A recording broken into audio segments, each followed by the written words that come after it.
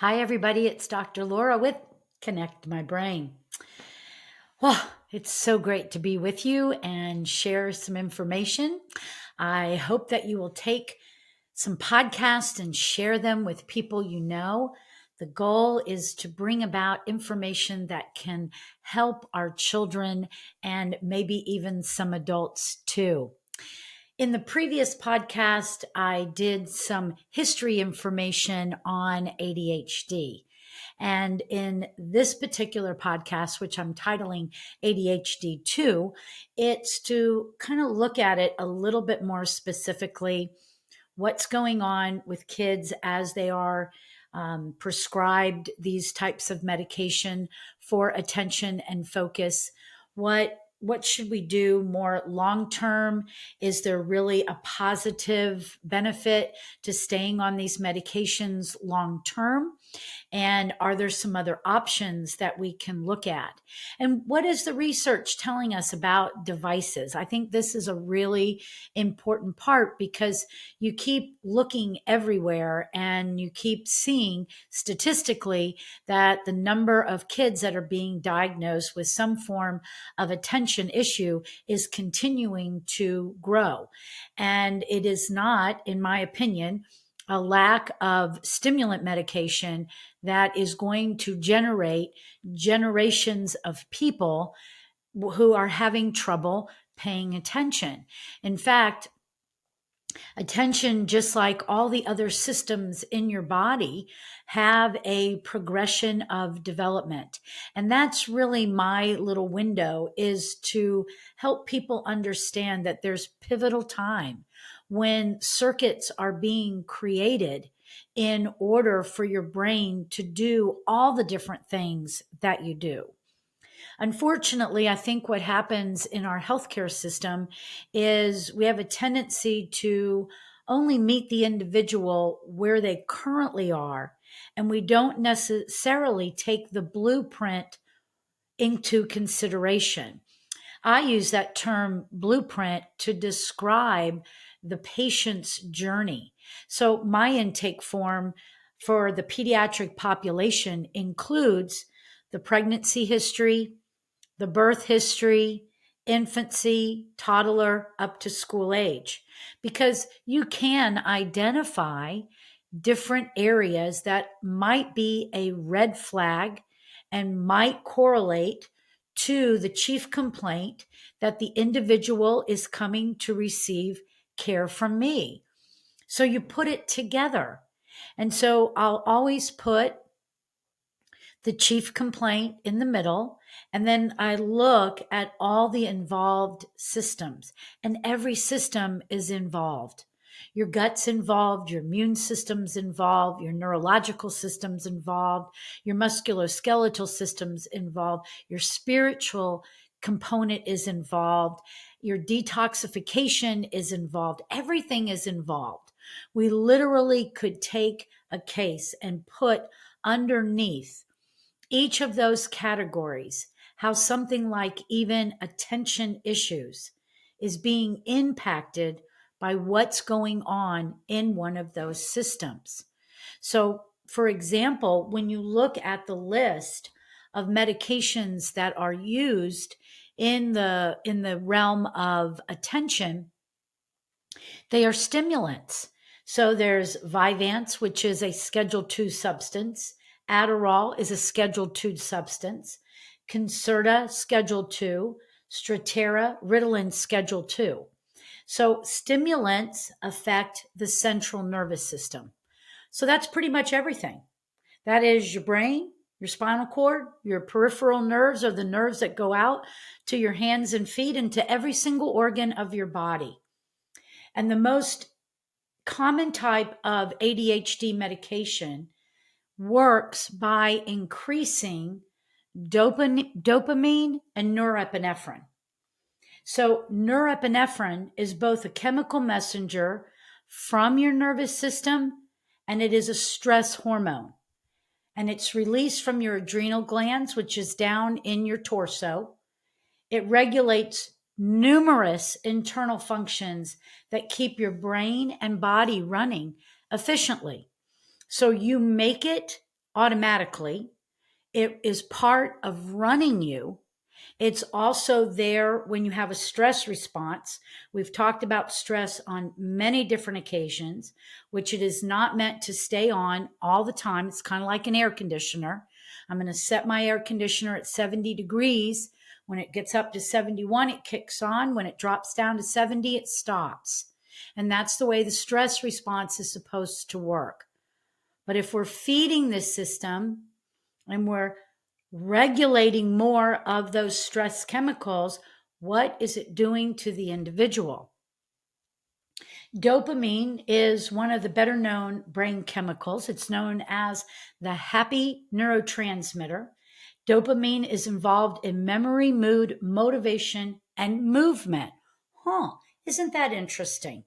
So I want you to pick up the words that I think should be part of a broader conversation when we're talking about kids going through attention issues. It's not just, do I want to put a stimulant in their body, but why not add some of these other pieces? Most of the people that come to Connect My Brain really want to take their children off of medication, but haven't found a way. Now, it's not my job to help withdraw from medication. That's not within my scope, but we talk about it. And everybody is encouraged. One, do not just rip your child off of these medications. These are psychostimulants, and the brain can get used to their presence. Lots of people come and tell me that, well, they haven't had their medication today, so it's not there.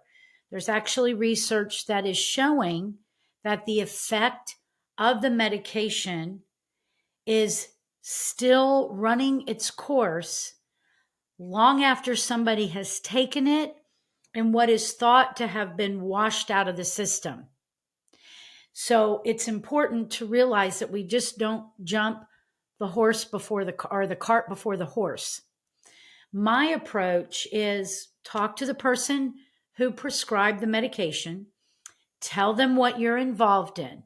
We approach it mechanical chemical brain. As we start to see little changes, such as with neurofeedback, when you are literally practicing the correct brain frequency, organization, and rhythmicity, the brain will begin to go, who do I listen to? Do I listen to the chemistry?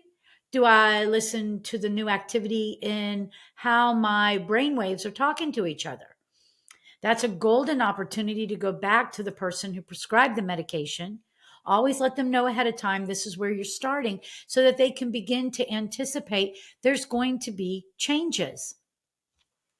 Then they can adjust the dosage. Now, the other part that I like to do with that is let's get the right nutrition in place. One of the things that goes on for children and adults who are on stimulant medication is it is absolutely depleting your appetite. So you might never really feel hungry. You could actually try to force yourself to eat and it just doesn't happen. I run across so many kids that are dropping weight, they're not growing, and they're just not eating. Well, what happens to you when you don't eat? I can tell you, I am not a very happy person. I don't think dopamine's working for me at that moment. And I'm sure you've heard that funny word, hanger. So hunger and anger going together. These little kids that we're seeing, they have no endurance. And if they're also on medication and it's robbing them of their appetite, they have no calorie, they have no fuel. So it's very important to get the big picture and you make a plan. You make a plan and you work your plan.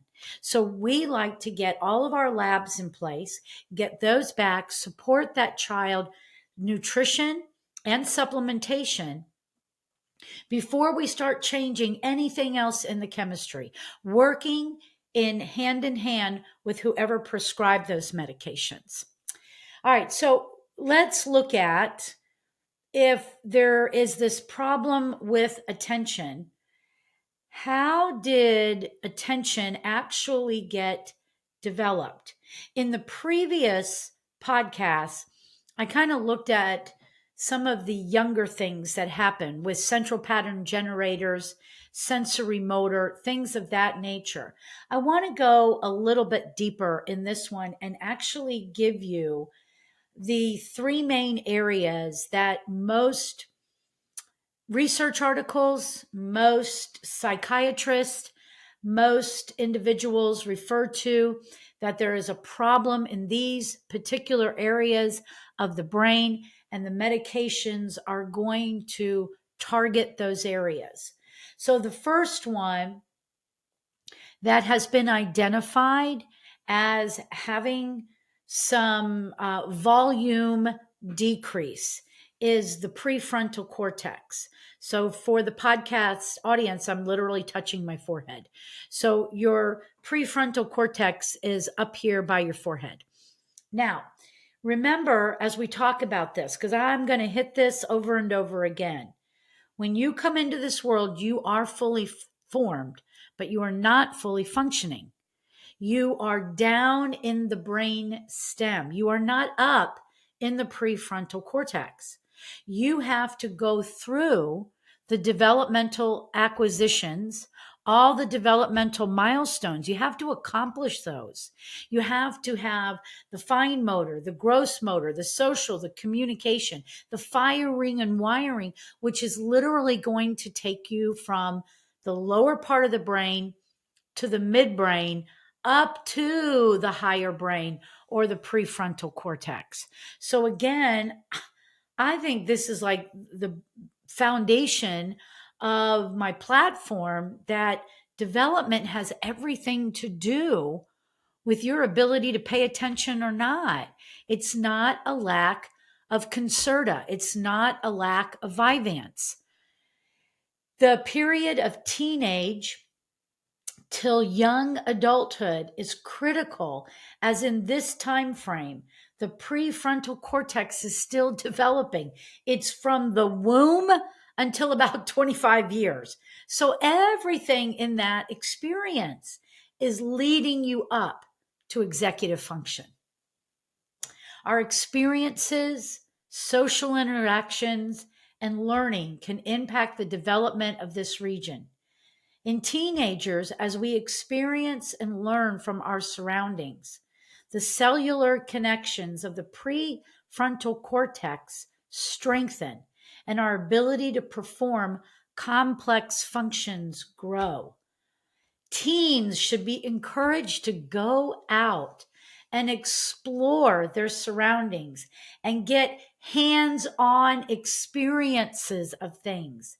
It will help them mature quickly and strengthen their ability to perform executive functions in daily life.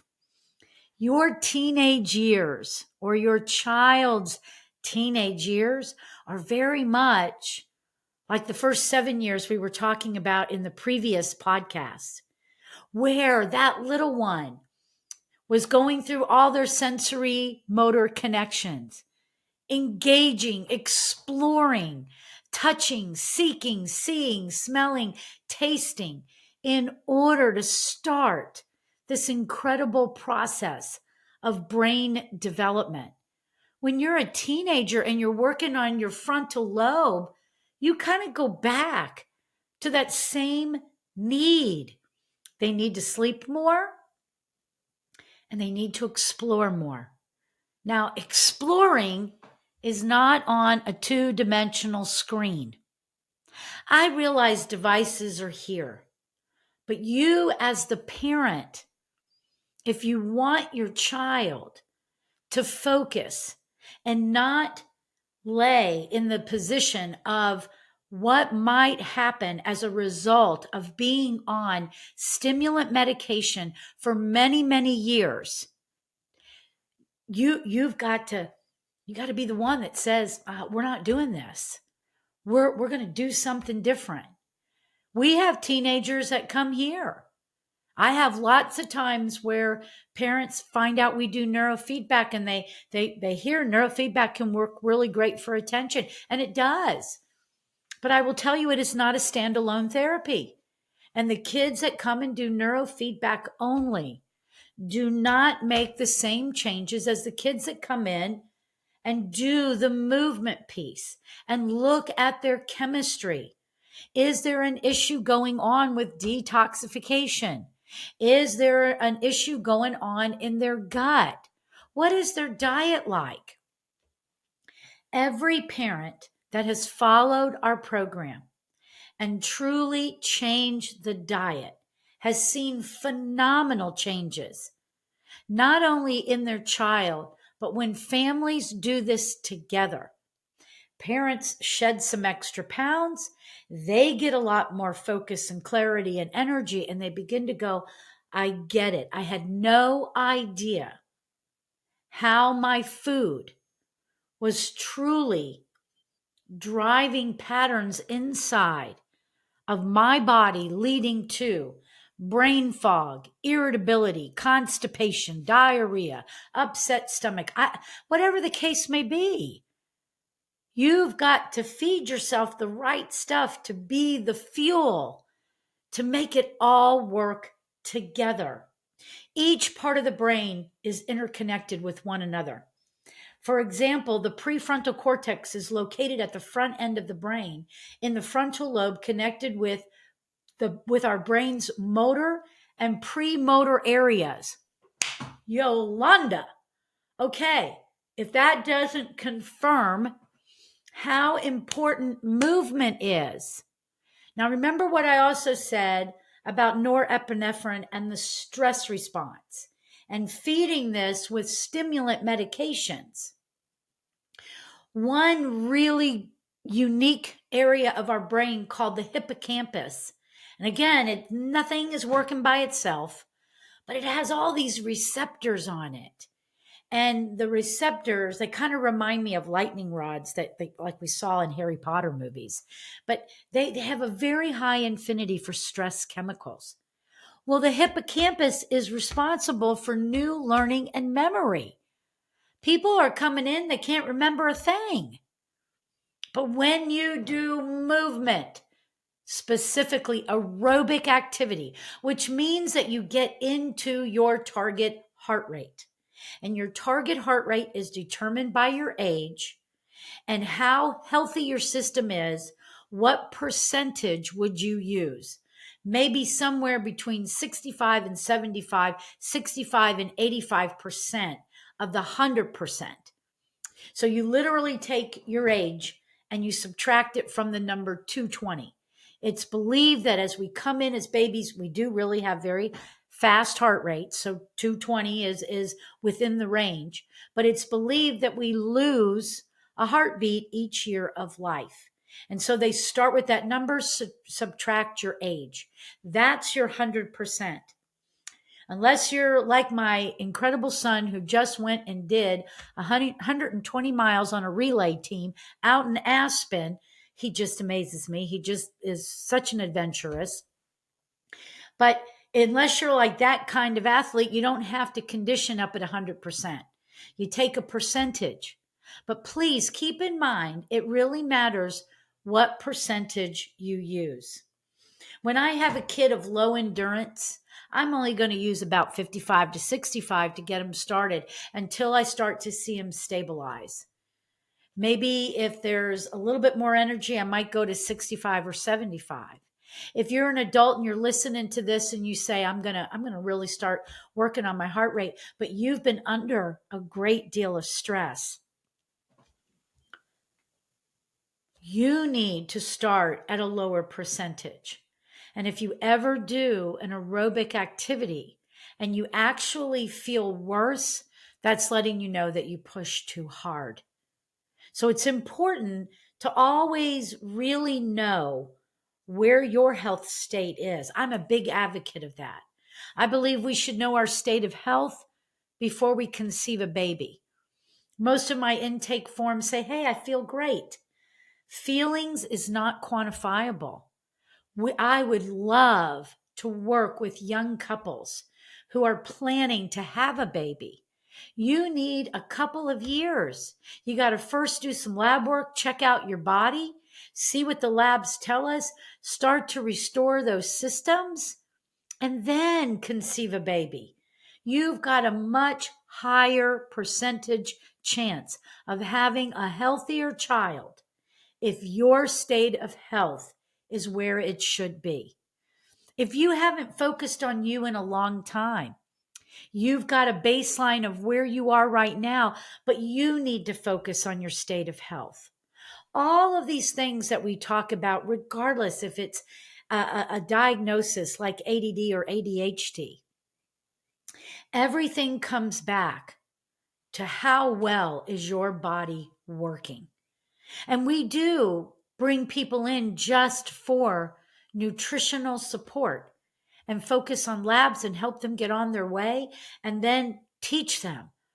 I'm a huge advocate. I think you can tell by these podcasts that I want to teach people. We don't get this kind of information all the time.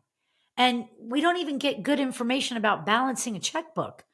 We need basic information so that we can make sound decisions about our health and what is the best way for you to go. That is your choice. And it's very important to have a level of information so that you can make the right choice for you. We teach kids about making good choices. I'll start off with them when they're little. If I had some broccoli and chocolate cake right here, which one would you choose? I love it. A lot of them today say broccoli, which I think is great. Now let's go to the next area. The next area that's been identified as a contributor, being smaller in volume or greater in volume, is what's called the frontostriatal cerebellar projections. Basically, white matter coming from the whole center of the brain and expanding out. The white matter is marvelous. And what this is doing is it's making the connection. Literally, you have gray matter and you have white matter. Gray matter is where you process. White matter is how you get that information from, let's say, the frontal lobe, maybe down to the basal ganglion or to the thalamus, or up from the lower part of the brain to the front of the brain, from the visual cortex in the back of the brain to the front of the brain. You have white matter that is sending this neurological information like a beautiful electrical storm. And this white matter, what has been found is that there's too much, it's disorganized. Well, I actually found a very interesting study. Does cell phones cause ADHD? And it's back from 2016. And it literally says that, yeah, it does. So what they did, and the article is actually in JAMA Publications. That's JAMA. What they did is they took 2,500 students. They looked at 14 digital media activities: checking social media, texting, browsing or viewing images or videos online, streaming or downloading music, liking or commenting on other people's posts, chatting online, streaming TV or movies, playing games alone, playing games with others, posting on social media, sharing other posts, reading online blogs or articles, online shopping or browsing, video chatting. That pretty much gives you a great array of how these phones are used. They're mini computers, is what they are. Overall, frequent digital media used appeared to increase the risk of having symptoms of ADHD by 10%. A portion of that 2,500 had no ADHD symptoms prior to this study. So we actually induced it. So this is the part that's very alarming. Look at your world. Are people really looking up? What do you think that does to your eyes? One of the things I see, because part of my neurological developmental assessment is looking at eye movements. And as I said in the previous podcast, the visual system is part of the attention system. And eye movements are so skewed. We look at several. We look at slow movements, fast movements, fixation stability, literally like a staring contest. And we're able to identify how well the eyes are actually moving. Now, this is not visual acuity, although it will impact how you see, but this is ocular motor. So, this is the 6 muscles that literally surround the eyeballs and how they are moving, which is part of the interpretation back to the visual cortex and how you see the world, not just the clarity that you see, but also how you see the world, because those different eye movements come from different parts of the brain. Also, there has been lots of investigation using what's called DTI imagery, which is dense tensor imaging, where they look specifically at white matter. And what they're finding is that it's exploding, especially in children, because they're still in open windows of development. And so, what stimulus you're giving, rather it be in the external world or on the and affecting the internal world, or vice versa, or created by the internal world, it is having an impact. It is just like your child, your baby, picking up the rattle and shaking it. That is going to influence brain development. Devices are influencing brain development. So, this is where we have to kind of make a decision. Am I going to entertain my child? Am I going to worry about my child feeling like they got to keep up with everybody else? Am I going to let my child take devices to bed? This is also keeping them up. It's ramping up the left side of the brain more than the right. The light is going in and it's literally altering the reticular activating system, and it's messing with that sleep wake cycle, which will also impact arousal. We spoke about that in the previous podcast. Arousal is also part of the attention system. If I've got too much white matter, I have too many trains on the track. I can't filter. I can't pay attention. The third part that they've looked at is what's called the caudate nucleus. It's actually part of the basal ganglion, and it's linked to the thalamus, and it's involved in coordinating movement in response to internal and external stimuli. Wow. Movement again, but it's not just me walking on a treadmill or me doing an exercise. The thalamus is like a giant relay station. And literally, what goes into the thalamus is all this sensory stimulation that is coming in from your world. And its job is to determine what you are supposed to pay attention to. So if it is getting bombarded, if it's either over aroused or maybe it's under aroused. Over aroused is what I'm going to equate to ADHD. Under aroused is what I'm going to equate to ADD. So if that information is not coordinated the way that it's supposed to, as that thalamus is trying to release everything then to the frontal lobe, executive function will be dysfunction.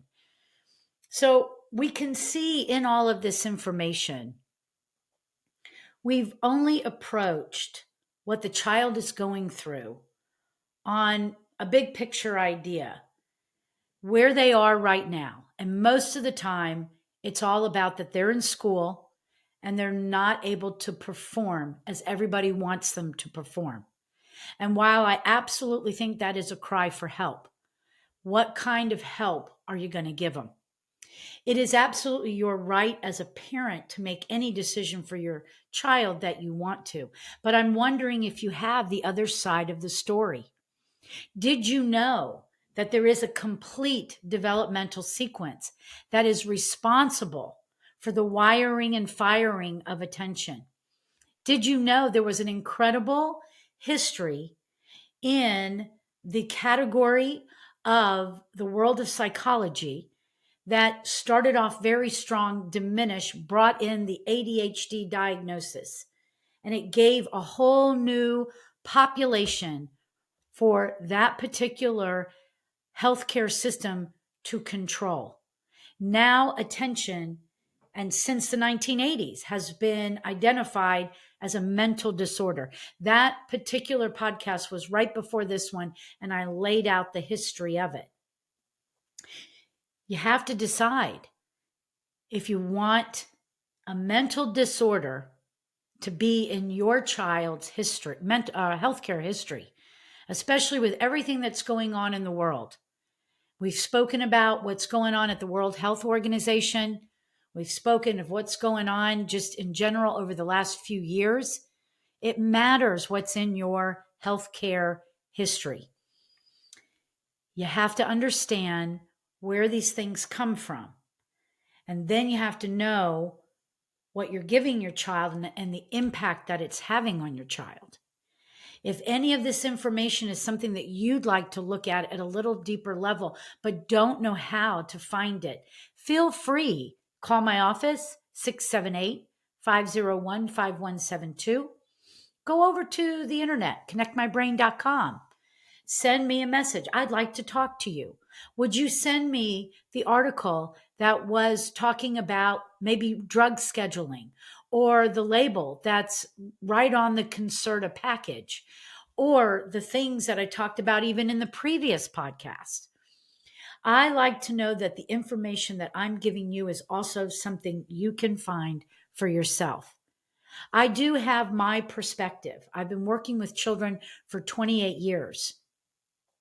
And I know when we put the whole body together and we see the red flags in their history and we understand where the blueprint got disrupted, when we put the components together, mechanical chemical brain, the neuroplastic changes are phenomenal.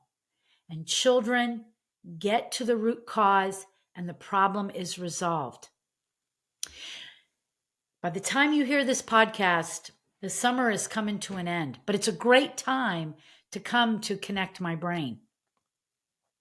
Even if you're just now getting started, we want to meet you where you are and help you get your child going and let them have an incredible new beginning at their school come this fall. But you got to take action. Reach out. Ask the questions if you're not sure. Call us. Reach out through the website. But don't sit and do nothing.